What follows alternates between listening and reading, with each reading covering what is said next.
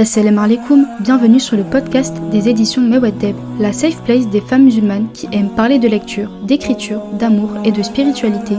Moi, c'est Dounia, éditrice et éternelle amoureuse des livres. J'ai toujours eu la ferme conviction que la littérature représente une source intarissable de bienfaits, parce qu'elle nous élève, nous apprend, nous fait voyager et nous rapproche de nous-mêmes, mais surtout d'Allah Azza wa Jal. Si tu as toujours voulu sonder les miracles des mots, reste avec moi. À mon micro, j'essaye de les déchiffrer avec toi, en te partageant des astuces, des pensées et en donnant la parole aux belles plumes de notre communauté. Qu'Allah purifie nos langues, nos âmes et fasse que cet épisode soit un bien pour nous toutes. Je te souhaite une très belle écoute.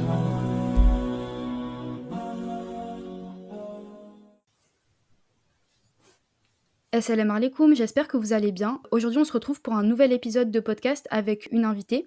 Donc aujourd'hui, c'est l'autrice Issa Liana Diallo qui est avec nous pour nous parler de sa saga Mati et de son parcours d'autrice auto-éditée. Son vrai prénom, du coup, c'est Awa. Je préfère vous le dire parce que je vais l'appeler comme ça pendant le reste de l'épisode. Donc, pour tout vous dire, la première fois que j'ai échangé avec Awa, c'était dans le cadre d'un service presse. Elle m'avait contactée pour que je fasse une chronique du premier tome de sa saga. Au début, j'étais un peu dubitative parce que, en fait, je lisais plus trop de romances à cette époque. Et je venais de lire Payer Ali, dont on a parlé dans le dernier épisode, qui avait vraiment été un coup de cœur pour moi. Et du coup, j'avais un peu peur de relire une romance et d'être une nouvelle fois déçue. Mais la lecture de Mati, vraiment, elle a pulvérisé tous mes a priori. En fait, à partir du moment où j'ai ouvert le livre, j'ai pas su le refermer. J'ai vraiment dû le lire d'une traite. Donc là, j'espère que j'ai un peu piqué votre curiosité. Et vous devez vous demander, du coup, qui est Mati. Je vais vous faire un petit récap de l'intrigue du tome 1, sans spoil, promis, que vous ayez en tête un peu le ton et l'univers de la saga Mati. Donc Mati, qui c'est le prénom de l'héroïne de ce roman. C'est une jeune femme musulmane franco-sénégalaise qui, depuis la mort de son mari, vit seule avec son fils, le tendre Issa, qui adore lui préparer de bons petits plats. Pour Mati, une chose est sûre, depuis ce drame, les nouvelles rencontres ne seront plus jamais sa priorité. Cependant, au marché, puis à la sortie de l'école de son fils, Mati fait la rencontre du père de l'ami de Issa, du coup son fils, qui s'appelle Lucas. Ce père est attentionné et élégant et ne laisse pas Mati indifférente, et la jeune femme ne passe pas non plus inaperçue auprès de lui. Alors qu'une douce romance s'installe entre les deux personnages qui se retrouvent dans les épreuves difficiles qu'ils ont eu à traverser par le passé, Mati se voit peu à peu déchirée entre ses sentiments irrépressibles pour Lucas et son intégrité de femme musulmane parce que il faut savoir que Lucas n'est pas musulman. À travers ce récit mouvementé et touchant, Awa elle arrive à nous faire traverser avec ses personnages à la fois les tempêtes qui les dévastent et les soleils qui les éclairent, tout en abordant les thématiques importantes d'une vie de couple. Donc vraiment, si comme moi vous aimez les histoires tragiques et les séries dramatiques, cette saga vraiment elle est faite pour vous. Moi j'ai vraiment aimé le personnage de Mati parce que il est à la fois endurant, il fait pas de compromis avec ses valeurs religieuses et c'est un personnage qui reste toujours fier de son identité. C'est un personnage qui est très réaliste et d'ailleurs c'est ce que j'aime dans la saga Mati, c'est que les personnages vraiment sont vraiment réalistes. Pour moi c'est une saga qui coche toutes les cases d'une bonne halal romance. C'est une saga qui à la fois met en scène des personnages de culture et de religions différentes. C'est une saga qui sait faire le rappel mais sans trop en faire. Et surtout, c'est une saga qui ne cherche pas à dessiner des personnages parfaits, mais perfectibles. Du coup, à travers Mati, on peut vraiment tous se reconnaître et avoir le sentiment d'avancer en fait avec les personnages dans notre foi. Mais avant de vous en dire plus, je vais laisser le soin à Awa de se présenter. Du coup, Awa, pour les personnes qui ne te connaissent pas encore, est-ce que tu peux dire qui tu es et ce que tu fais? D'accord. Alors, salam alaikum Dounia. Salem. Euh, tout d'abord, je veux te féliciter parce que tu as très très bien résumé la saga. Ça m'a Merci. beaucoup touché. Tous les messages que tu essayais de faire passer, tu les as bien ressentis. Donc, franchement, top. Ça me fait super plaisir. Alhamdoulilah. Et pour ceux qui ne me connaissent pas, donc je suis Awa. Donc, ça, c'est mon vrai prénom. Mon nom d'auteur, c'est Isaliana. Je suis autrice depuis 2021. J'ai sorti mon premier roman, donc le premier tome de la saga Machi. Je suis actuellement sur l'écriture du quatrième volet. Je suis maman de 4 enfants. Donc, Isaliana, c'est le mélange des prénoms de mes quatre enfants. J'ai 36 ans, je suis mère au foyer. Enfin, l'écriture, c'est vraiment ma seule activité professionnelle. Et voilà, donc voilà, autrice depuis 3 ans. Et voilà. C'est trop mignon que t'aies fait un mélange des noms des prénoms de tes enfants pour faire ton nom d'autrice. C'est trop, Oui, trop, trop chou. en fait, il y a déjà une Awa Diallo qui est autrice. Je me cherchais un nom de plus, mais après, ça m'a paru évident d'inclure mes enfants dans l'aventure. C'est trop mignon, machallah. Merci. Et Du coup, est-ce que tu peux nous dire, qui était la Hawa enfant? Dans quel environnement tu as grandi? C'était quoi tes rêves et tes passions, à cette époque? Alors, il faut savoir que j'étais, contrairement à aujourd'hui, je trouve que j'ai évolué. Je suis pas forcément la même personne, disons Mmh. ça comme ça, dans le sens où la Hawa enfant, elle est très très sociable. Je sortais beaucoup, j'avais beaucoup d'amis. L'écriture faisait pas forcément partie de ma vie, parce que ça OK. peut étonner, parce qu'en Mmh. généralement, les gens soit, enfin les autrices, soit elles ont fait des études de littérature, soit elles écrivaient un Mmh. petit peu dans leur coin, tu vois. Moi, Ouais. ça a jamais été mon cas, enfin en tout cas jeune. Je ne lisais pas beaucoup non plus. Et d'ailleurs, j'ai commencé à vraiment lire très tard. J'ai vraiment commencé à lire quand je me suis mis à l'écriture. Avant ça, j'avais du mal avec le roman, mais je te dirai un peu plus tard pourquoi. Donc là, où enfant, elle était très sociable. Elle a grandi dans une famille nombreuse, donc j'ai 6 frères et sœurs. Plutôt la première de la classe. Je vais être professeur des écoles. J'ai eu un peu de mal à me trouver, Ouais. ce que je voulais vraiment faire, et aussi à me connaître. Je pense que ça prend beaucoup de temps de savoir ce Mmh. qui on est. J'apprends à me connaître de jour en jour, d'année en année. Donc, je sais ce qui est bien pour moi aujourd'hui, que je ne savais pas forcément avant, tu vois. Aujourd'hui, je suis une personne qui a besoin de calme, pas forcément d'être trop entourée. J'ai besoin d'écrire, j'ai besoin de lire, tu vois. C'est des choses qui ont changé avec le temps, mais je pense que c'est un peu pour tout le monde. Tout le monde évolue avec le temps, tout le monde change. On aspire à d'autres choses, tu vois. On a d'autres priorités, Ouais. forcément. Donc voilà, c'est pas une évolution comme on peut dire, c'est pas comme si avant j'écrivais un petit peu et aujourd'hui je suis autrice donc j'ai bien évolué, c'est vraiment un vrai changement, on va dire. On va dire ça comme ça. D'accord. OK. Et du coup, bah, tu as dit que tu écrivais pas du tout quand tu étais petite. Mm. Comment c'est arrivé chez toi l'écriture? Bah, c'est un peu bête dans le sens où voilà, j'écrivais pas d'histoire, j'écrivais pas de poèmes, j'écrivais rien qui relevait vraiment de l'écriture, tu vois, proprement parler. Par contre, j'arrivais à convaincre et à faire passer des émotions avec des mots. Si je devais donner des anecdotes, je faisais des études d'assistanat juridique, donc j'étais assistante Mmh. juridique dans une école et en fait on n'avait pas le droit de porter le voile, tu vois. D'accord. Personne n'avait le droit de porter les voiles et moi je tenais vraiment à mon voile. Donc j'ai envoyé un mail au directeur et la manière dont j'ai abordé la chose, il a eu du mal à me dire non, tu vois. J'ai réussi à lui faire passer Ah des ouais? émotions. Il m'a dit la manière où il y a beaucoup de personnes qui l'ont essayé de lui demander, qui ont envoyé des écrits, etc.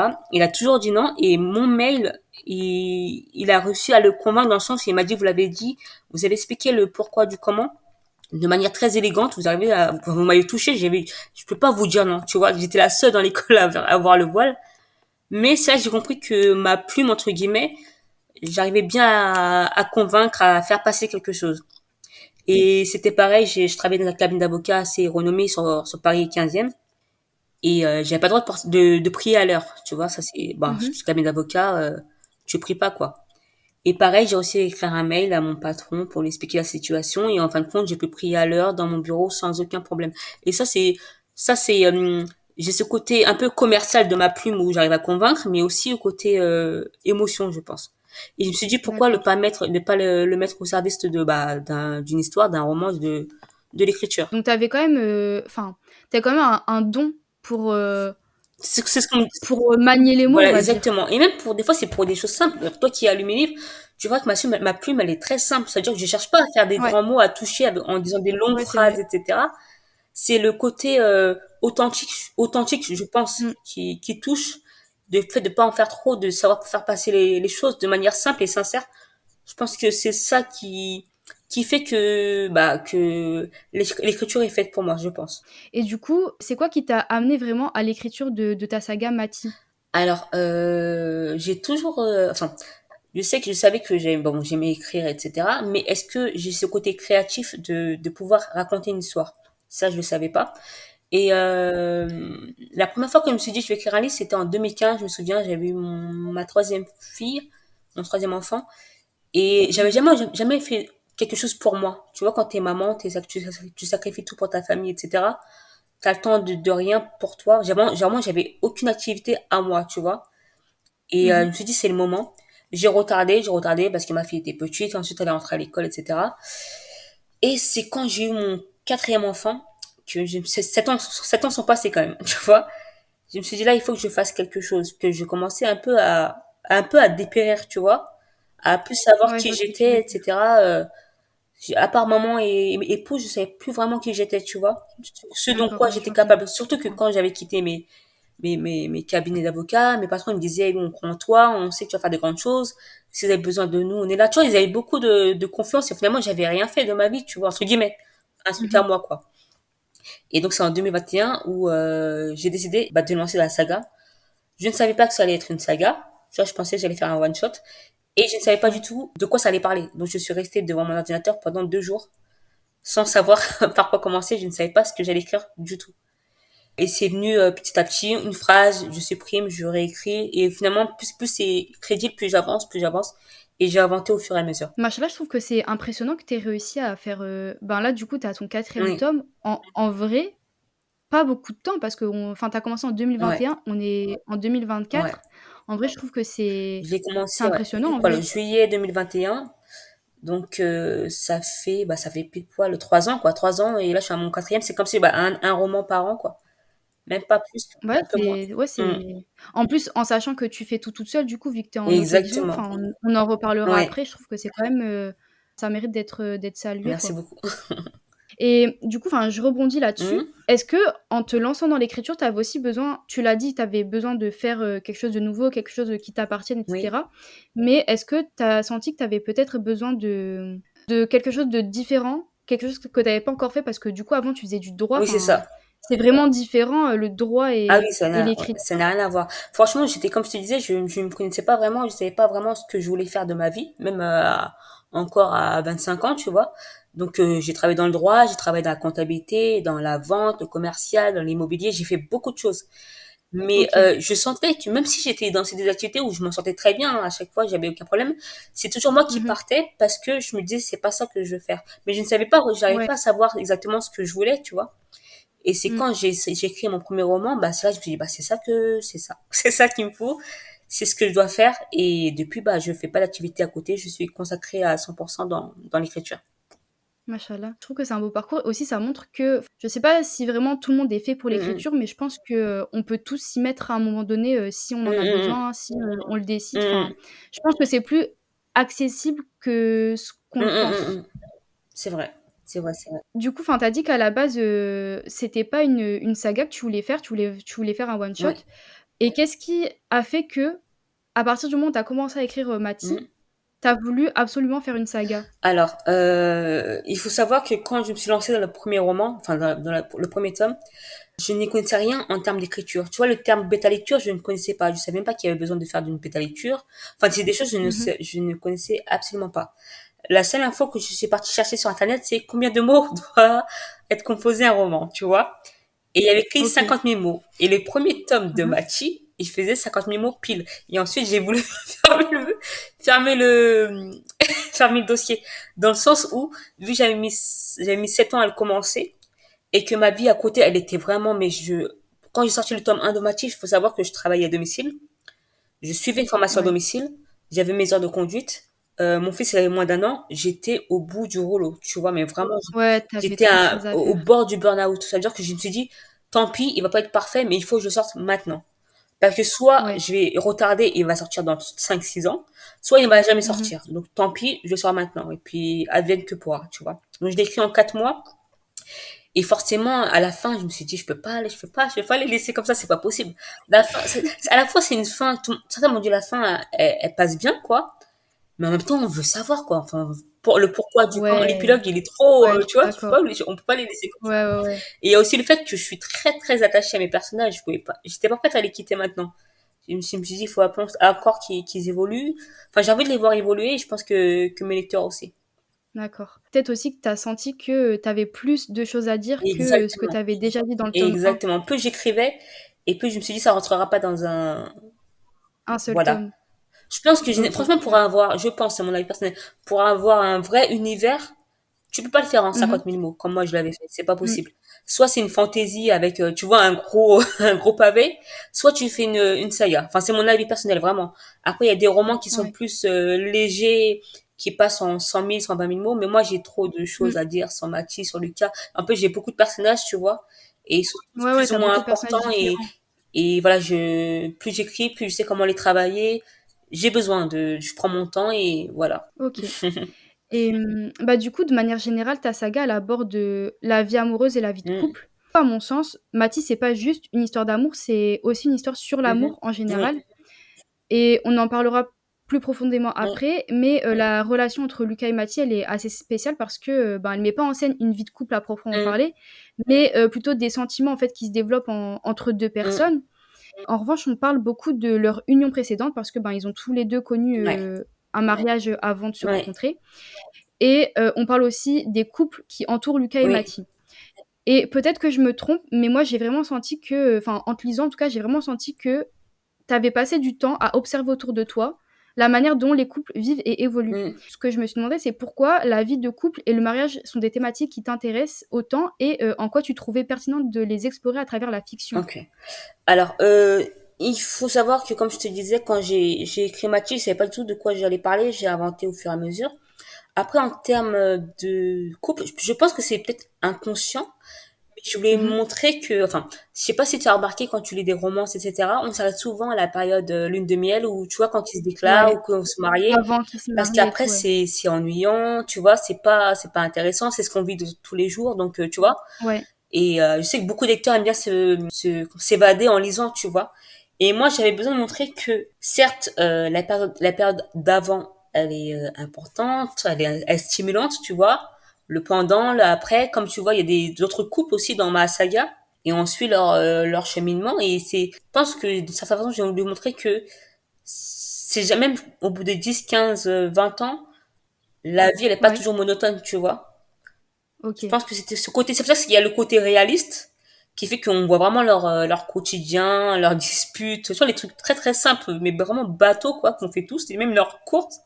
Mais il y a aussi ces moments où, voilà, j'attrape le lecteur avec des rebondissements qui sont tout autant réalistes, en fait. Ouais, c'est vrai que enfin, moi, en tout cas, en lisant ta saga, ce que je me suis dit, c'est que enfin, souvent, quand tu lis des romans, c'est un petit peu, ouais, bah, comme tu as dit, à l'eau de Oui. rose, c'est bien, c'est parfait et Mm, cetera, enfin, voilà, il y a l'alchimie entre les 2 mm, protagonistes. Mais du coup, bah, on oublie un peu toutes les épreuves, en fait, qui entourent, bah, c'est l'union ça. entre 2 Mm, personnes mm, et du coup, j'ai eu l'impression, moi, que tu avais envie d'écrire des relations plus réalistes que ce qui existait déjà, dans les c'est ça. romans, bah, dans les romances Bah, en bah, l'occurrence. généralement, enfin, je sais pas, par rapport aux romances françaises que je lis, c'est vraiment, en fait, c'est basé sur l'histoire d'amour, alors que moi, c'est plus large que ça, tu vois. C'est vraiment Ouais, une tranche de vie où, voilà, il y a le deuil, il y a les épreuves. C'est vraiment la vie de Mathieu en général, et forcément, il y a l'amour qui est inclus dedans. Mais c'est un tout. Et je pense que c'est ça qui fait réaliste, en fait. C'est pas juste une histoire d'amour, et puis voilà, les sentiments, les ceci, les cela. La vie, c'est pas juste ça. Tu vois, ça englobe plein de choses. Donc voilà, c'est pour ça que j'ai un peu de mal quand on définit ma saga comme une romance, parce que les fans de ouais. romance, quand ils vont lire mon roman, ils vont vite disjoncter, tu vois, parce que c'est voilà, généralement on définit romance quand ça finit bien, etc. Moi, c'est très lourd parfois, et c'est pas que une histoire d'amour, il y a aussi une histoire d'amour, oui, entre un homme et une femme, il y a aussi cette relation maternelle, tu vois, amour maternel, Ouais, paternel, l'amour de la foi, tu vois, l'amour de Dieu, etc. Donc c'est vraiment l'amour au sens large, mais pas en romance. d'accord, donc toi, tu qualifierais pas, par exemple, ta ton livre de Non. romance? Je peux dire qu'il y a une romance à l'intérieur, mais je sais pas le genre romance. C'est vraiment tranche de vie. Enfin, c'est comme ça qu'on le définit. Récit de vie, témoignage. Ça sonne plus comme ça quand on le lit, tu vois. D'accord, ouais. Ouais, parce que toi, en fait, même si l'histoire, elle est quand même pas mal centrée sur Oui, l'évolution oui, des relations entre Lucas et oui. Mathie, après, il y a d'autres choses qui Hum, interviennent. hum, D'accord. Est-ce que toi, ton expérience du mariage, hum. elle t'a amené à écrire ce texte-là dans le sens où, comme tu savais ce que c'était le mariage, tu avais pas envie ben, d'écrire un truc, Bah, pas assez réaliste. ouais, bah, Tu vois ce je que peux je veux répondre dire? à ces questions, mais je ne sais pas, quand j'ai écrit la saga Mathilde, je ne suis pas inspirée de mon mariage ou de celui de qui que ce soit. D'ailleurs, quand on les lit, en fait, j'ai du mal enfin, c'est vrai que beaucoup font faire le rapprochement, ils vont dire peut-être qu'elle s'est inspirée de ça ou ça, alors que c'est totalement, à part, c'est vraiment le mariage, ou la relation amoureuse de Mathilde et de Lucas, euh, comment je l'ai abordé, après, c'est un mariage religieux, donc forcément, enfin, c'est une relation. Tout ce que je veux dire, je Ouais. suis musulmane, donc forcément, je vais pas mettre de trucs que je connais pas dans ce sens-là, tu vois. OK, OK, ouais, j'aurais les Ouais. questions. Dans ta saga, tu rappelles souvent, mais tu le fais de manière subtile à travers les dialogues entre les personnages et cetera, les règles islamiques qui régissent les relations entre les hommes et les Mhm. femmes. Pourquoi pour toi, c'était important de les faire apparaître dans ton histoire? Tout simplement parce que Machi est musulmane. Je voulais pas qu'on sache qu'elle est musulmane et qu'ensuite j'en parle plus de la saga. C'est comme on dit, l'islam c'est pas juste dans le cœur, c'est aussi dans les mots, dans les actes. Et Mathis, Mmh. c'est une vraie musulmane, donc on le voit à travers mes écrits. Elle fait sa prière, elle parle beaucoup de religion. Enfin, elle est vraiment musulmane. Donc je me dois de lui montrer, je me dois de lui faire honneur dans ce sens-là, dans le sens où elle le dit. Donc je dois le montrer. Et voilà, il y a aussi, enfin, je mets aussi certains hadiths, etc. Pour mettre les preuves, pour pas dire n'importe quoi non plus, parce que la religion, enfin, c'est une affaire sérieuse. Mais sachant que mon personnage principal est musulman, forcément, je parle de religion. Enfin, c'est voilà, Et tu voulais vraiment du coup un personnage qui soit aligné, à ses valeurs en fait, tu pas envie de voilà. Mais après, enfin, comme je dis, Machi, elle a aligné ses valeurs, mais elle est pas parfaite non plus. On peut le voir. Mais mmh, je voulais voilà un personnage, une musulmane réaliste qui respecte sa religion, qui n'est pas parfaite, mais qui respecte la religion. Voilà, c'est pas un personnage qui voilà, j'ai pas écrit une histoire d'une musulmane pour attirer les musulmans pour qu'ils lisent mon livre pour au final me jouer de la religion, tu vois. C'est vraiment ouais. je pense que c'est une personnage respectable, voilà. Ouais, donc tu voulais vraiment, bah, montrer la réalité en C'est ça, gros que enfin, c'était un personnage qui est musulman, mais qui fait quand même des erreurs, enfin, voilà. comme tout le monde en Ouais, fait, comme nous mm, aussi, mais qui sait quand même se rattraper, exactement. qui connaît les règles, mais qui parfois, Ouais, ben, tombe, mais réussit à revenir, vers mm, Dieu, vers ses principes et cetera, avec, le repentir, avec le tawakkul et c'est ça. cetera. OK. Est-ce que tu as senti que, après peut-être que non parce que du coup toi aussi tu es musulmane, mais est-ce que tu as senti que tu devais faire, une sorte d'effort en plus en écrivant, une romance entre, Oui. enfin qui inclut en tout cas une personne, un personnage Mhm. musulman, pour, la développer de la manière la plus, éthique possible? Enfin même si tu as dit qu'elle était pas parfaite, est-ce que tu as senti que tu as dû faire, je sais pas moi, par exemple des recherches, est-ce que tu as senti que, Ah oui, d'où le fait que tu avais entre guillemets «une c'est responsabilité» ça. en tant que musulmane Exact, de pas dire n'importe quoi, exactement. tu as ressenti ce truc-là de, Ah oui, j'ai je ressenti sais pas moi, d'effort en c'est plus? ça, surtout dans le sens des lectrices jeunes qui me lisent, tu vois, j'ai pas envie qu'elles Ouais. pensent que j'approuve les relations femmes musulmanes, non musulmans, parce qu'il n'y a pas de ça dans ma religion, même si Lucas est non musulman, Maki musulmane, il y a pas de, je préfère le dire, il n'y a pas de relation, il n'y a pas de relation d'amour entre une musulmane et un non musulman dans ma saga. Ça, c'est clair, et Mmh. je l'explique bien pourquoi, le pourquoi du comment. Mais oui, c'était important pour moi de mettre ça au clair. Mais ça peut arriver qu'une femme musulmane tombe amoureuse d'un non-musulman. C'est ce que je mets dans ma saga.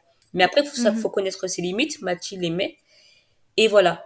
Donc oui, j'avais cette responsabilité dans le sens où il ne faut pas non plus. Je vais pas vendre du rêve non plus pour faire plaisir aux lecteurs qui aimeraient bien que oh Mathilde, Lucas. Mais tu vois, il y avait beaucoup de ça aussi. Ouais, On ouais, aimerait bien ouais. que Mmh. je peux pas faire plaisir. Enfin, déjà, j'écris pas pour faire plaisir. J'écris l'histoire telle qu'elle doit être écrite pas pour faire plaisir à tel lecteur ou à tel lecteur. Et oui, j'ai ma responsabilité, surtout pour les femmes musulmanes qui sont pas encore mariées, qui se posent des questions, qui pensent que j'approuve ça ou qui ça peut passer. Non, ça ne passe, ça ne passe pas. Donc là, je le fais bien savoir, voilà. D'accord. Donc ouais, tu voulais vraiment être pragmatique pardon, jusqu'au bout en C'est fait ça. avec, ouais, d'accord, je vois très bien ce que tu veux dire. Et bah, justement, moi, j'aime bien le fait que dans ta saga, il y ait autant de personnages avec des bagages et des identités différentes.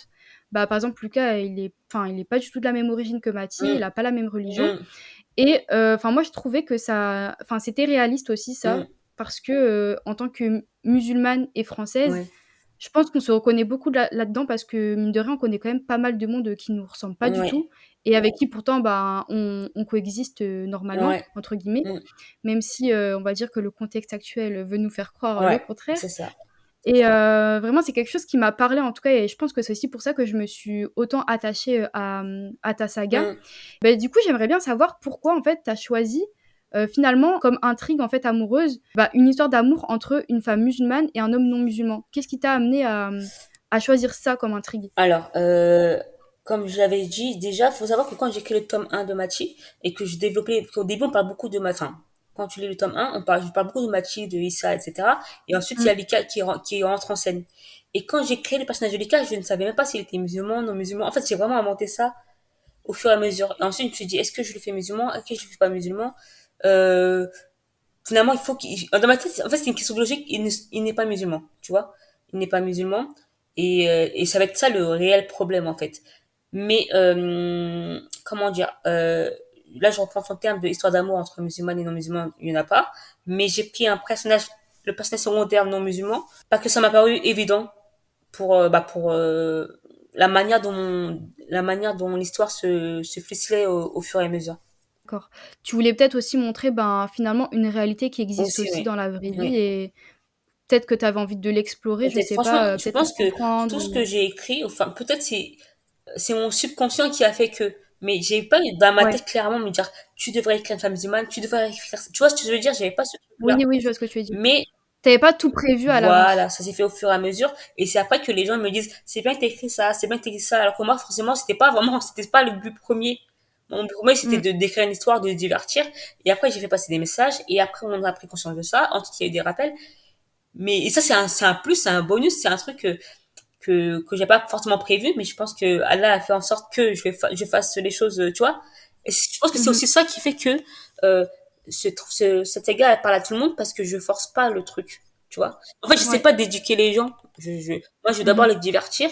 Mais d'une manière où t'apprends, si tu te divertis, t'as des rebondissements, tu t'ennuies pas. Et je pense que autant musulmans comme non musulmans s'identifient, se plaît à lire cette saga parce qu'il y a de tout. Moi, j'ai des lectrices non musulmanes qui m'ont dit si je me serais arrêtée sur la couverture, j'aurais jamais lu ta saga, tu vois. Mais je te connais bien, donc je me suis dit allez, je vais me tenter et tu vois, elles adorent. Elles ont dit c'est pas trop musulman. Enfin, j'apprends sur l'islam que des choses que je ne connaissais pas du tout. C'est super plaisant, c'est instructif et en même temps, il y a ce côté rebondissement, il n'y a pas que ça, tu vois.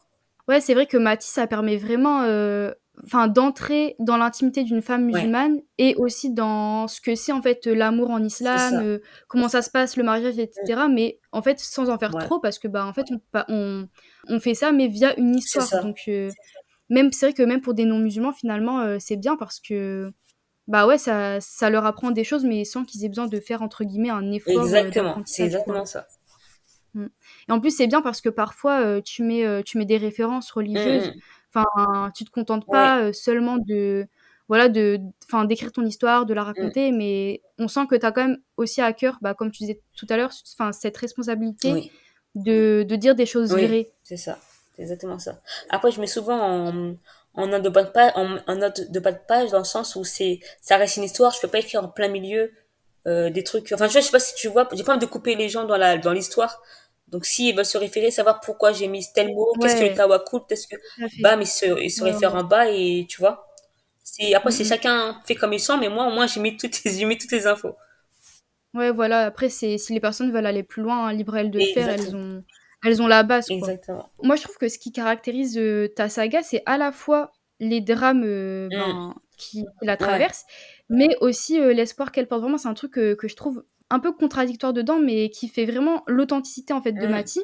On va pas spoiler parce Ouais. que j'ai pas envie que des Ouais. personnes, soient Mm. déçues, mais tu vois, par exemple, après les événements tragiques qui se passent dans ton récit, même sans qu'on ait à poursuivre la lecture, en fait, je sais pas pourquoi, mais on Ouais. sent toujours qu'il y a des belles issues qui Ouais. attendent les Mm, personnages. mm, C'est-à-dire que même si, voilà, ils vivent toujours des mm. Ouais. choses, de ouf, Mm. on sait jamais comment ça va se Mm, passer mm, pour mm. eux, on a peur, on sait qu'il y a des choses qui vont Ouais, arriver, hein, on ouais. sait, mais je sais pas pourquoi, on sait aussi qu'il y a des belles choses qui les attendent Mm, derrière et moi je trouve qu'il y a un truc qui est vraiment fort et qui traverse, toute ta saga, mais sans jamais vraiment être dit, en fait, sauf dans le tome 3 où tu dis, le mot clairement, c'est la notion de mm, tawakkul. mm. Donc pour les personnes qui savent pas ce que ça veut dire, on pourrait traduire le tawakkul en français par, la pleine confiance en Mm, Allah et moi je trouve que enfin, en tout cas, en tant que lectrice de ta saga, on a vraiment l'impression que c'est un guide, en fait, que ce mm, soit pour toi en tant mm, qu'autrice, mm, mais aussi pour nous en tant que mm, lectrices mm, mm.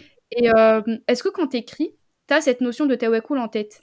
Oui, dans le sens où, déjà souvent quand, c'est vrai que pour les lecteurs c'est un peu plus dur, mais moi quand je lis l'histoire de Mathie et tous les drames qu'elle traverse, même Lucas, pareil, j'ai un peu ce Mmh. sourire au coin dans le sens où ne vous inquiétez pas, soyez patient, ça va s'arranger, tu vois. Moi je connais, enfin je connais pas l'issue, mais euh, je sais que ça ira mieux pour eux. Moi je pensais que c'était plus moi qui ressentais ça, mais j'ai l'impression que les lecteurs aussi savent que Mmh. ça va aller mieux pour eux parce qu'ils ont, en fait c'est des belles personnes en fait. Mathie et Lucas, même s'ils sont pas parfaits, c'est des belles Ouais. personnes, ils sont un peu comme nous, ils sont pas enfin, ils sont pas parfaits, mais ce sont des belles personnes qui vivent des drames et on peut toujours s'en sortir. Faut juste être patient, comme tu dis, tawakkul. Et ça, c'est pas forcément juste par rapport au fait qu'ils soient musulmans ou non musulmans, parce qu'il y a aussi d'autres personnages, bon, je vais Mmh. pas spoiler, qui sont pas musulmans, qui vivent aussi, ou qui vont vivre des moments compliqués. Mais patience, tu vois. C'est patience, Ouais. tout va s'arranger. Et c'est vrai que ça, c'est un ressenti que beaucoup de lecteurs m'ont fait, dans le sens où tu arrives à faire sortir la lumière dans l'obscurité. Enfin, tu vois, il y a des personnages qui sont Ouais, c'est exactement ça. très comme ça, en fait.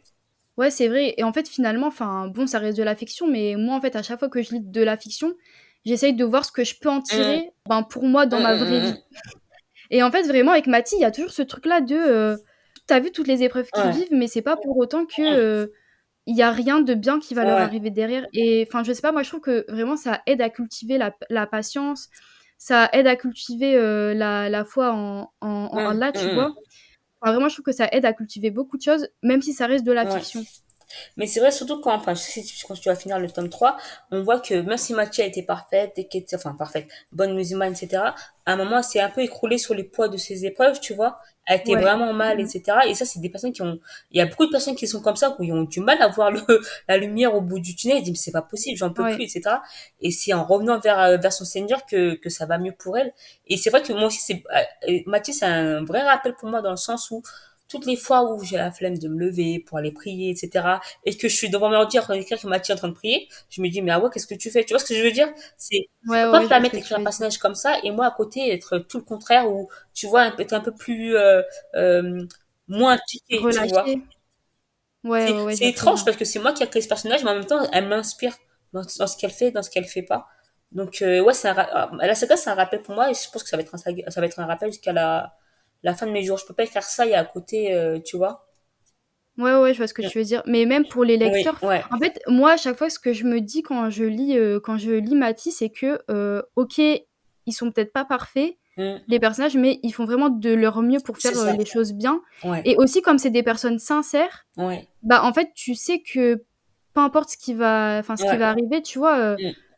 bah, forcément, ils vont avoir leur part de bonheur, que ce soit ici-bas Ex ou dans l'au-delà, ils vont l'avoir exactement, ouais. et du coup, je trouve que c'est aussi enfin, on n'écrit pas, des personnages pour qu'ils soient des exemples pour les Oui, lecteurs, oui, oui, oui. mais ça comme on peut se voir en eux, Ouais. ça donne quand même, je sais pas moi, Mmh. de l'espoir, ça donne, C'est ça. un guide, ça donne, Ouais. ouais, je sais pas, ça donne, ouais, un modèle en fait Mmh, sur qui mmh, se mmh. reposer et sur qui se dire: «Bah, OK, Ouais, tu vois, peut-être toi aussi tu as fait ça dans ta vie, mais c'est vrai. au final, tu vois, ce personnage-là, il l'a fait aussi, mais il a réussi à se rattraper par derrière». Enfin, en fait, ça prouve vraiment, Mathilde, je trouve qu'il y a rien de fatal en fait dans C'est la vie, ça. que peu importe les épreuves que tu vis, peu importe, la manière dont tu es à un moment donné dans ta vie, Ouais, en fait, il y a rien de figé et c'est si ça. toi tu agis dans le bien, si toi, Oui, tu fais en sorte de te maintenir, entre ouais. guillemets «en vie», enfin de Mmh. faire les choses en fait pour que ta vie elle fonctionne, Ouais, bah, il y a pas de raison pour que, tu restes toute ta vie dans la même situation. c'est ça. C'est ça. Et là, je pense que aussi, en dehors du fait que moi qui lis beaucoup de livres sur la religion, etc., là où je pense que ça fait aussi du bien pour ceux qui lisent la saga, c'est que on a beaucoup dans les livres de religion, vraiment de vrais modèles. Tu vois ce que je veux dire? Ouais, ouais, ouais, Où à ouais. côté, on se sent vraiment tout petit. Et le fait Ouais. non, mais tu vois ce que je veux dire? Ouais, ouais, je vois ce que tu Le veux fait dire. d'être là avec une musulmane qui est comme nous, mais vraiment comme nous, même des fois, elle fait des choses qu'on nous ne fait pas forcément, donc on dit il y a pire que nous, et des fois, elle fait des choses où on dit qu'elle est vraiment mieux que nous. Tu vois ce que je veux dire? Ouais, ouais, je vois ce que tu veux dire. Ça rassure. D'un côté, on se dit, bon, je suis pas la pire des musulmanes. D'un autre côté, si Mathia peut le faire, moi aussi, je peux le faire. Mmh. Et ça fait du bien d'avoir une personne vraiment, vraiment, qui nous ressemble vraiment, tu vois, dans sa qualité, dans ses défauts, dans ses émotions. Même le fait pour moi, c'était important. Enfin, en fait, c'est pas qu'ils sont importants, c'est qu'ils sont, pour moi, c'était logique quand j'ai créé le personnage de Ouais. Mathie. Quand des fois, on me dit, oui, t'as eu le courage de parler de l'attirance physique. Je dis, oui, mais elle est humaine, enfin, elle est comme nous, quoi. Ouais, Je vais pas ouais, mettre un personnage c'est physique qui a pas d'émotion, qui ne ressent pas l'attirance envers un homme. C'est faux, faut arrêter de se mentir. mmh. Faut pas culpabiliser pour ça, mais après, c'est à nous de savoir se contrôler, savoir ce qu'on veut en faire, tu vois. Ouais, c'est exactement ça. Mais, comme on m'a dit, parce qu'à un moment, je vais pas spoiler, mais il y a un personnage musulman qui va la pas terrible. On m'a dit, oui, tu donnes un peu une Cliché? mauvaise image de l'islam, tu vois. Ouais. Je lui ai dit non, bah non, parce que dans le tome 2 il y a aussi un personnage comme ça, et personne n'a parlé de ses origines, de sa religion. C'est nous, on est en train de faire l'amalgame comme les médias le font. Non, c'est pas, il est comme ça parce qu'il est comme ça, pas parce qu'il est musulman. D'ailleurs, il y a beaucoup de bons musulmans, il y a Machi et cela. Vous pouvez pas vous arrêter sur un personnage comme ça et dire parce que tous les musulmans sont comme ça. Surtout Mmh. venant de la part de musulmans qui dit ça, qui déteste l'amalgame, qu'on nous traite de terroristes. On peut pas nous dire qu'un homme est musulman, enfin, tu vois ce que je veux dire? Ouais, ouais, j'ai Que compris. c'est parce qu'il est musulman, ça n'a aucun sens. Il y a Ouais, ça des, a pas de il sens. y a vraiment, dans ma saga, il y a des bons musulmans, il y a des mauvais musulmans, il y a des bons chrétiens, il y a des bons athées. Tu vois ce que je veux dire? Ouais, je vois ce que tu veux dire. C'est vraiment un tout. Et justement, en fait, euh, faut arrêter de s'arrêter à la religion ou à tout ça parce que mes personnages ne le font pas. Dans le sens où eux, ils sont pas ensemble, ils sont pas, enfin, comment tu vois, ils se côtoient, ils s'arrêtent pas à leur origine, ils se côtoient parce qu'ils sont bien ensemble, parce qu'ils s'entendent bien, parce qu'ils s'enrichissent les uns les autres. Donc, à nous de faire pareil, il faut arrêter Mmh. de s'arrêter à ça, quoi. Ouais, en fait, enfin, tes personnages, ils nous prouvent vraiment que, en fait, ouais, il y a des bonnes personnes et des mauvaises personnes partout et que Exactement. du coup, ça sert à rien de catégoriser les gens en fonction Exactement. de leur origine, en fonction de leur religion. Enfin, au final, enfin, c'est la personne qui est devant toi C'est exact. que tu dois en fait, bah, C'est déjà, ça. premièrement respecter parce que ça reste un être humain Ouais. et dans un deuxième temps, bah, apprendre à connaître en fait parce que moi, c'est ça que j'aime bien aussi dans Mathis, c'est que tu vois, des fois, il y a des personnages qui sont surprenants parce que tu vois, d'un point de vue de lectrice musulmane, on va Ouais. s'attendre à ce que, ce soit forcément les personnages musulmans qui donnent des leçons de vie, Ouais, ouais. qui, partagent des sagesses et cetera. Ouais. Alors qu'au final, on se rend compte en lisant ta saga que même des personnages qui ne sont pas musulmans Ouais. ont beaucoup de choses à nous apporter parce que, Mm. ben, ils ont un vécu différent du nôtre. Ouais. Ils ont vécu des choses qui sont pas forcément que nous, on n'a pas forcément vécues Ouais. et du coup, ils connaissent des choses que nous, on ne connaît pas et au Ouais. final, de leurs propres épreuves, ils ont Ouais. aussi réussi à tirer des sagesses Mm, et au final, enfin, ça reste un de, partage de savoir, un ouais. partage De vécu, de ouais. ouais, voilà, c'est ça exactement Mm, et je trouve que c'est quelque chose de beau en fait dans mm, Mathis. mm. Et ce que j'aime aussi, c'est que, comme tu vois, moi j'ai un personnage noir, musulman, etc. On peut Mmh. très bien se dire, bah, comme la plupart des ouvrages où le personnage principal est musulman, bah, il y aura de l'islamophobie, il y aura du racisme, etc. Ouais, Et en fait, il n'y en a pas dans ma saga, à aucun moment, Machi, même s'il y avait des épreuves difficiles, à aucun moment, elle se place en victime, tu vois. Je pense que ouais. c'est aussi ça qui fait du bien, en fait, je pense que dans sa tête, Machi, vu que je suis musulmane, je peux pas me permettre d'être une victime. Je vis des moments difficiles, etc. Des fois, c'est vraiment très dur pour elle, mais, c'est pas une victime. Elle se laisse pas abattre en fait. Voilà, elle est pas entourée des personnes qui pointent du doigt son voile. Elle est très bien entourée. Elle est entourée comme on devrait tous être entourés, tu vois. Mmh. Les relations qu'elles ont entre eux, c'est comme ça devrait se passer entre nous, tu vois. Ouais, Personne, jamais, à aucun moment dans mon roman, quelqu'un la traite de noire, ou de sale musulmane, ou qui la juge parce qu'elle s'arrête, elle veut pas faire ceci, ou elle veut pas faire cela, ou parce qu'elle fait ceci, ou parce que tout le monde se respecte. Et en fait, c'est le minimum. C'est même pas un espoir, quoi. Tu vois, ouais, ouais. c'est comme ça devrait se passer. Donc oui, c'est réaliste dans le sens où j'ai vraiment travaillé le personnage et même tous leurs petits trucs du quotidien, j'ai travaillé et je parle. Il y a aussi ce côté plume, journal intime et tout. Mais Mmh. réaliste vraiment où on s'entend bien, tout le monde se respecte, pas et ça me fait c'est pas vraiment quand je vois l'actualité, je me dis on n'y est pas encore, tu vois. Ouais, ouais, on n'y est pas encore, Je pas du trouve ça tout. dommage. Mais ça fait aussi du bien, Ouais, enfin, de lire des histoires où il y a pas ça parce que autant je trouve que c'est important qu'on ait ouais des histoires qui parlent de d'islamophobie, qui dénoncer, ouais. parlent de tout ce qu'on vit, tu vois? Enfin, je trouve que Ouais, c'est important oui, parce que, bah, des fois, on a besoin de se sentir, comprise, prise, ouais. tu vois, tout ça. Mm, Mais c'est vrai que des fois, on est fatigué vraiment par l'actualité, on est fatigué par ouais, ce qu'on peut vivre dans notre ouais, vie de tous les jours ouais. Mm, et du coup, c'est bien, en fait, d'avoir aussi des histoires qui nous représentent, mais mm, qui ne parlent pas forcément de tous oui, ces problèmes-là et mm, juste, que ce soit une histoire, comme toutes les autres, tu vois? ouais, c'est Et ça. ça que j'aime bien aussi parce que, enfin, autant j'aime bien aussi les histoires, bah, comme Payerali du coup, Ouais. je sais pas si tu l'as lu de Noël Oui, je connais, ouais. Agbayani. On en a parlé, dans le dernier épisode. Mm, Je trouve que ça fait aussi du bien d'avoir, voilà, ce genre d'histoire où tu sais que tu vas pas mm, retrouver, mm. tes problèmes de la vie de tous les jours, dedans, quoi. C'est ça, ouais. Ouais. Ouais, Ça voilà, va être c'est d'autres autre problèmes, chose. hein. Ça va C'est être un d'autres autre problèmes qu'on va level, c'est retrouver. autre chose, mais Mais des fois, c'est lourd, tu vois. Surtout moi, comme je disais, moi, quand je lis, j'ai vraiment déconnecté. envie de prendre beaucoup Ouais, de plaisir. Voilà. Donc, si je vois, c'est un livre où je vois dès que je vois salle noire à la ouais, page 2 tu peux être sûr, je vais refermer. ouais, je Ça, comprends. tu vois. Après, ça, Oui, oui, je c'est comprends. vraiment personnel, tu vois. Mais au moment où je suis fatiguée, le temps que j'ai Mmh. pour lire, j'ai envie d'être bien, tu vois. Même si c'est un livre qui me fait pleurer, mais j'ai pas envie de me sentir, tu vois, quand je me sens mal ou énervée parce que c'est des choses que je trouve Ouais. super injustes, etc. Il y a des moments où Ouais, j'ai pas des envie fois, on de a lire ça, juste quoi, tu besoin vois. de ouais, de faire des pauses par rapport à tout ça, donc et en plus, le temps, il passe Ouais. tellement vite que Mm. faut bien le dépenser, on va dire. Donc si déjà Ouais. tu es fatigué et qu'en Ouais. plus, Ouais. tu vas aller lire une histoire, qui parle de Ouais. choses, Ouais. hyper douloureuses, non, des fois, c'est pas la peine. Ouais. Après, c'est toujours Mm. bien d'avoir ce genre de livre à Mm, disposition, mm. mais je pense qu'il faut choisir aussi les moments où on les lit pour pas que ça nous assomme trop. Exactement. Ouais, Et c'est exactement du ça. coup, ah ouais, quand tu as commencé à écrire Mathie, est-ce que, pour toi c'était évident que, Ouais. bah, je crois que non parce que tu as déjà un peu répondu tout à l'heure, mais est-ce que pour toi c'était évident qu'il y allait Mm. avoir, la religion en fait dans ton livre? Ou est-ce qu'il y allait avoir, une place pour la spiritualité en fait dans ta narration ou pas? Alors, comme je te l'ai dit, ouais, je crois que j'en avais déjà parlé, je Mmh. savais pas du tout ce que j'allais écrire. Après, c'est là où je me suis rendu compte quand même qu'il y avait un petit truc. En fait, c'est inconscient, c'est mes doigts qui ne veulent pas composer. C'est que je n'aurais pas pu créer un personnage qui est totalement contraire à Ouais. Machi. Tu vois, c'est un peu comme quand j'ai écrit le personnage de Vanessa. Ouais. Tu vois, Vanessa Mmh mh. qui est catholique et pratiquante. J'aurais pas pu faire une femme qui est pas du tout en termes de, je parle vraiment de personnage vraiment bien travaillé, etc. Tu vois vraiment qui est Ouais, ouais, prostituée, enfin ouais. un truc qui est vraiment rien à voir, tu vois. Mais mes doigts n'auront pas pu composer sur le ça a bloqué, tu vois. Mes mains se sont tétanisées, tu vois. C'était ça ne voulait pas, c'est comme s'il y avait un truc qui me disait non, c'est pas non, elle sera pas comme ça, t'oublies.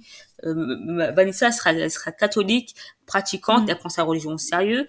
Enfin, tu vois, c'était impossible. Après, par exemple, il y a Ludovic qui est athée, qui est un peu un personnage un peu moins plus effacé, mais je l'ai pas travaillé, je l'ai pas mis au premier plan.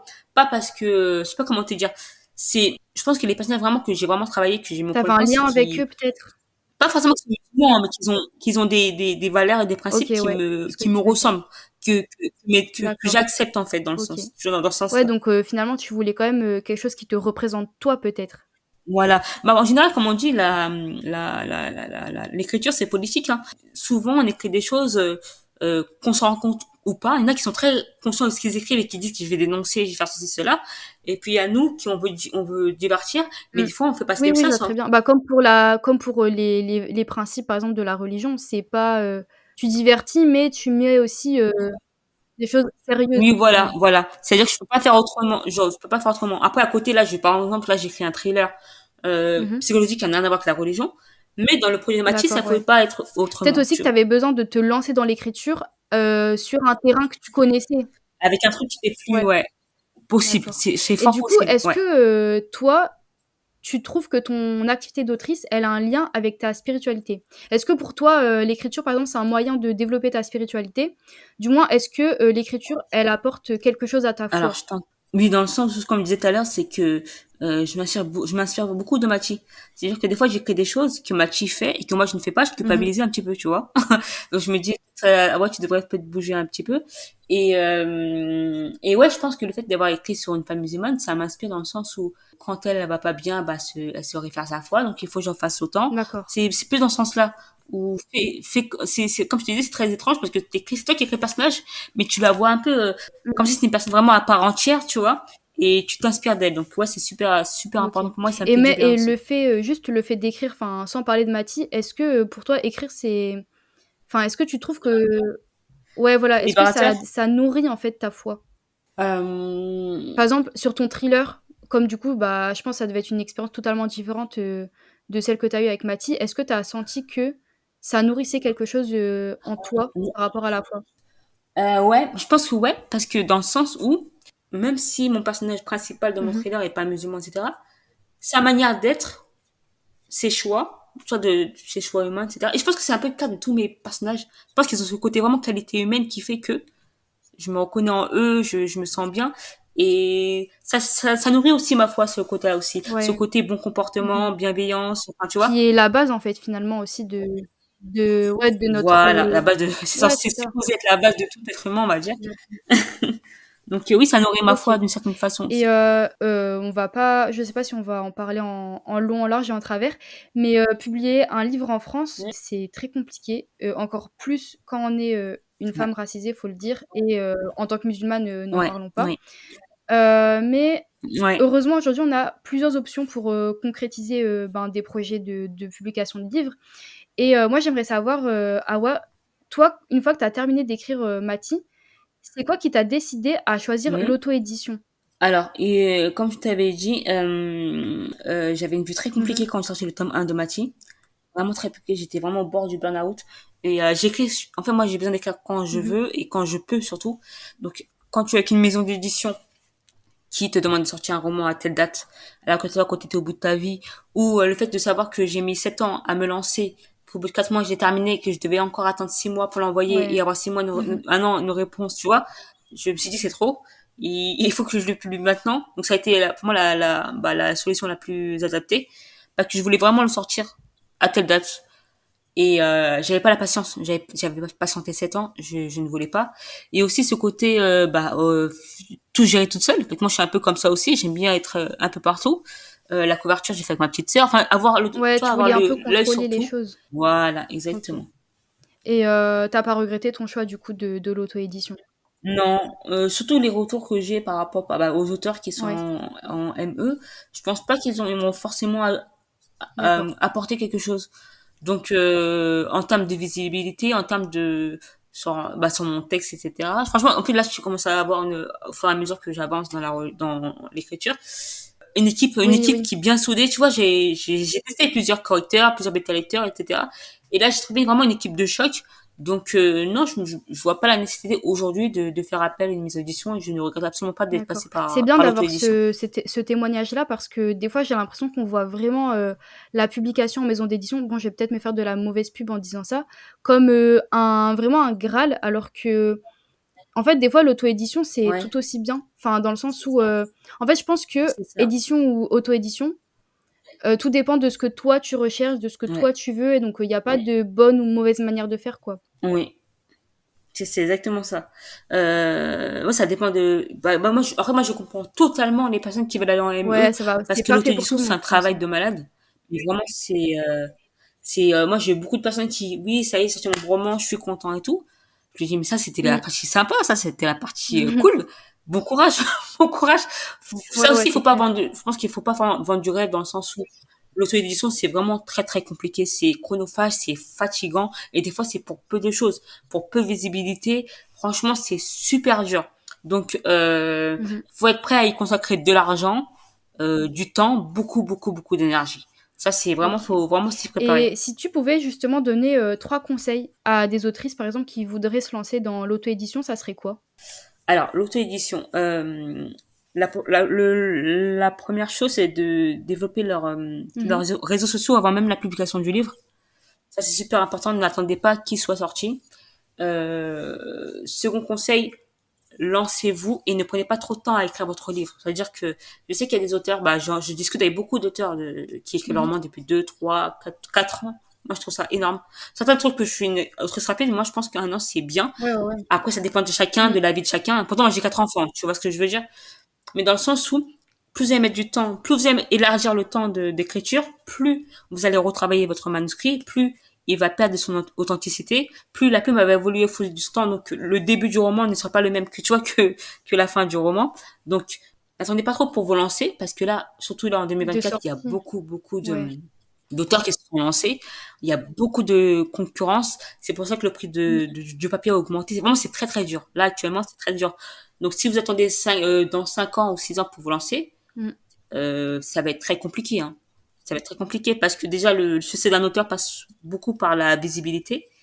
2024, c'est très dur. Plus vous allez attendre, plus ça va être compliqué. Et si vraiment vous aimez écrire, c'est surtout ça. Moi, je pense que c'est vraiment parce que pour écrire un roman, pour le relire, le réécrire, le relire, Ouais, etc., ça prend du temps. il faut vraiment aimer écrire. Et ben, franchement, n'attendez pas, lancez-vous. Et ton troisième conseil, ça serait quoi, du coup? Troisième conseil, entourez-vous bien. Ça veut dire, surtout si vous passez par l'auto-édition, en termes de professionnel, renseignez-vous bien. Ne prenez pas le premier correcteur, ne prenez pas le premier bêta-lecteur, ne prenez pas forcément le moins cher, même si des fois c'est compliqué. Mais Mmh. ça va jouer beaucoup sur la qualité de votre manuscrit. Donc, prenez votre temps, faites des recherches, regardez les avis. Là, faut vraiment bien sectionner son équipe. Voilà. D'accord.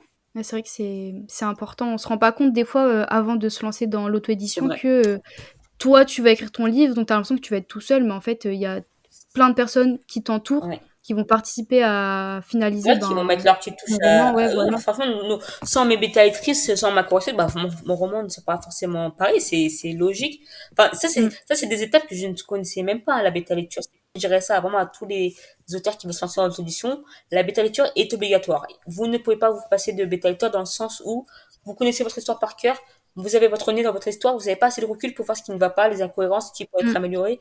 Il faut des bêta-lecteurs et plusieurs. Voilà, ça, c'est une étape à ne pas négliger. Et c'est bien, je pense, de faire appel à des bêta-testeurs qui ont l'habitude de faire ça. C'est mon avis personnel, hein. C'est bien de prendre un ou peut-être des amis, enfin un ou deux amis, etc. Mmh. Mais d'avoir des bêta-testeurs professionnels, je trouve que c'est super important aussi. Ouais, ça en vrai, ça apporte, autre chose. Enfin, disons qu'un bêta lecteur, on va dire, qui a pas l'habitude de faire ça, il va te donner un avis qui est vif, un avis qui est, on C'est va ça. dire, je sais pas, un avis de lecteur, on va dire, «lambda» entre guillemets, Voilà, mais tu c'est sais, j'arrive ça. pas trop à dire ça. Mm. Qu'un bêta lecteur, professionnel, il va vraiment vous donner, Ouais, des avis, précis en fait sur les mots que vous utilisez, sur, vos personnages, sur, la structure de votre récit. Vraiment, c'est important ouais, de passer par là pour avoir, à la fin, un livre qui soit vraiment carré et ouais. dont vous serez fiers à la C'est fin. ça. Surtout que nous, les auteurs auto-édités, on est comme ça, on a attendu au tournant dans le sens où s'il y a un problème, que ce soit au niveau de la correction, s'il y a plein de fautes, ah bah c'est à cause parce que en Mmh. fait ils sont auto-édités. Donc même pareil pour la correction aussi, ceux qui veulent pas se faire corriger ou qui font appel à la copine, à la voisine, non, prenez une Mmh mh. correctrice professionnelle. Donc c'est aussi ça, il faut penser au budget déjà si vous vous lancez l'auto-édition, parce qu'il faut être très bien entouré. Il faut vraiment, vraiment, vraiment pas négliger ça. C'est si vous voulez un travail de qualité. Et avant de terminer, ma question préférée, est-ce que, Mhm. tu peux nous lire, l'un de tes passages préférés de la saga Mati et nous dire pourquoi, tu l'as choisi? Ok. Alors, c'est un passage du tome 1. D'accord. C'est un passage de Machi et son fils Issa. Alors, ok. Nous arrivons à destination quelques minutes plus tard. Lucas, Jade et mon fils chaussent leurs patins et se précipitent sur la glace. Je m'assieds dans les gradins et les observe. Issa tombe à plusieurs reprises sur les rires de Jade. Bah alors, chérie, m'écriai-je. J'en sais rien, maman, j'ai perdu mon temps, je crois bien. S'époumonne-t-il. Lucas esquisse un sourire. Un joli sourire sincère. Rien à voir avec celui qu'il a simulé dans la voiture. Il tient la main de nos enfants et les fait patiner avec lui. Ça me fait tout drôle de voir la main de mon fils agripper fermement celle de Lucas. Il ne semble pas mal à l'aise, bien au contraire. Ils se parlent, se sourient, rient ensemble. Ils rattrapent mon fils de justesse à de nombreuses reprises, avant qu'il finisse par patiner correctement. L'horloge tourne, les minutes passent. Cela fait 2 bonnes heures que je les fixe et je commence à trouver le temps long. Je regarde discrètement et régulièrement ma montre. Lucas a dit que nous resterons jusqu'à 19h. Il est 17h, encore 2 heures de supplice. Je me mets à gigoter sur ma chaise, j'ai mal aux fessiers. Je me lève quelques secondes, puis me rassieds. J'étire et replie mes jambes pour les dégourdir. Je prends mon téléphone et fais défiler les photos. Quand l'idée me vient de prendre quelques clichés. Je patiente jusqu'à ce qu'ils se rapprochent et que je puisse les capturer. Les images sont sublimes, spontanées. Ils ne m'ont pas vu les photographier. Je zoome sur une photographie en particulier. L'expression du visage de mon fils me bouleverse. Je l'ai déjà vu sourire des milliers de fois. Pourtant, il ne l'a jamais fait comme ça. Est-ce la compagnie de Jade et Lucas qui me met dans cet état? Le fait de fréquenter de nouvelles personnes? Issa me disait que Jade était triste et solitaire. Mais qu'en est-il réellement de lui? Lorsqu'il quitte l'école, la seule personne qu'il fréquente, c'est moi. Il ne s'est jamais plaint, et c'est un enfant équilibré et heureux. Pourtant, quand je le vois aujourd'hui, je réalise qu'il pourrait l'être bien plus. Je le surprotège et le prive de magnifiques moments avec des personnes qui pourraient lui apporter beaucoup. Cette prise de conscience me met la boule au ventre. J'en ai les larmes aux yeux. Voilà. Pourquoi tu as choisi de nous lire ce passage? Alors, il y a beaucoup d'histoires d'amour dans la saga, d'histoires homme-femme, comme je t'ai Mmh. dit, l'amour maternel, paternel, etc. Et pour moi, la relation Issa-Mathis, c'est l'une des plus belles relations de la saga. Je suis très sensible à leur... Ouf, attends. Alors, Prends ton temps, hein. pourquoi j'ai relu ce passage? J'ai choisi ce passage parce que j'aime bien la relation entre Lucas et Mathis. Je pense qu'elle a touché beaucoup de mes lectrices. Enfin, c'est une relation qui touche. Surtout que Machi, bah, elle est veuve, son fils c'est toute sa vie, elle est très Mmh. casanière, tu vois, elle sort pas beaucoup. À chaque fois qu'elle sort, c'est avec son fils. Et du coup, je voulais montrer le fait que elle se rend compte à ce moment-là que c'est bien d'être d'une maman protectrice, d'être tout le temps avec son fils, de passer du temps avec lui, mais c'est important aussi de le laisser un peu bah, grandir, évoluer auprès de d'autres personnes, de laisser s'épanouir Mmh. autrement. Donc oui, j'aime bien ce passage, j'aime bien cette relation entre Machi et Issa, la relation qui commence à naître entre enfin, entre Issa et Lucas. Voilà, c'est un de mes passages préférés. Ouais, c'est vrai que j'aime bien aussi ce passage-là et je trouve que c'est une belle leçon aussi pour, les parents, je pense. Dans Ouais. Mathilde, tu décris bien, en fait, les relations entre un parent et son enfant et même en tant que personne qui a pas forcément encore d'enfant, Mmh, enfin, je trouve qu'on tire beaucoup de choses de ça parce que ça permet de voir nos mmh, parents, mmh, d'une mmh. autre manière. Ouais, aussi, ouais, aussi. Après, moi, je sais pas, enfin, en tant que mère, je pense que c'est pour ça enfin, il y a beaucoup de médecins qui Ouais. me disent, quand je dis Saga, je te vois toi. Parce que, bah, forcément, je suis noire, je suis musulmane, je porte le voile, etc. Mais les personnes qui me connaissent, euh, ils me voient pas en Mathilde dans le sens où, bah, forcément, ils Mmh. me connaissent bien. Et moi, je suis pas une mère, surprotectrice comme Mathilde peut l'être, tu vois. Je laisse mes enfants grandir. Même si je suis proche de mes enfants, j'ai une relation fusionnelle. Je laisse grandir, etc. Donc, à chaque fois que je rentre dans la saga, je ferme les yeux, je m'imagine un peu comme Mathilde, tu vois, veuve. Moi, je ne suis pas veuve. Comment serait ma relation avec mon enfant? Forcément, si je suis toute seule, etc. Donc, ça permet aussi, moi, d'une certaine manière, de voir, enfin, d'avoir un regard sur les femmes qui sont dans cette Mmh. situation-là, tu vois. Moi, je ne sais pas. Mais je trouve que c'est intéressant, ça m'enrichit aussi d'écrire dans le sens où ça me permet d'être plus en pâte aussi, j'ai remarqué. Parce que je ferme les yeux, j'essaie de mettre à la place d'un personnage. Tu vois, comme par exemple Lucas qui est, bah, forcément, qui est pas musulman, qui met pas une femme, tu vois. J'ai écrit l'histoire à la première personne. Donc, j'ai dû fermer les yeux, imaginer comment il pourrait penser, comment il pourrait agir, tu vois ce que je veux dire?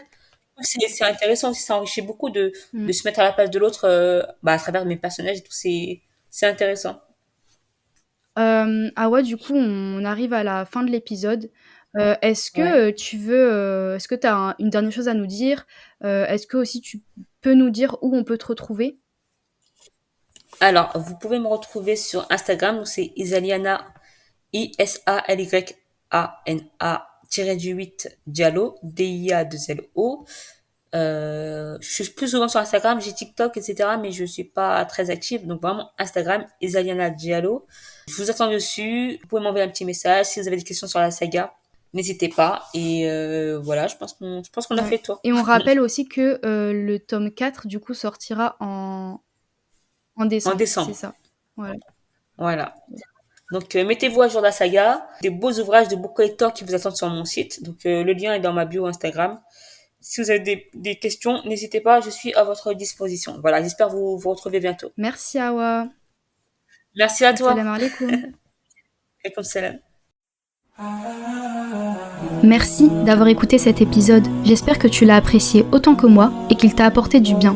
Si tu ne veux rien manquer du podcast des éditions Mewaddeb, abonne-toi et offre-lui de ton amour avec la note de ton choix. Si tu es un peu plus romantique, laisse-lui un mot doux dans l'espace commentaire ou bien par mail ou via nos réseaux sociaux. On se retrouve très bientôt pour un nouvel épisode. En attendant, je te souhaite de belles lectures, de belles séances d'écriture et une vie remplie d'amour. Qu'Allah te compte parmi ses bien-aimés. Prends soin de toi, à la prochaine, Inch'Allah.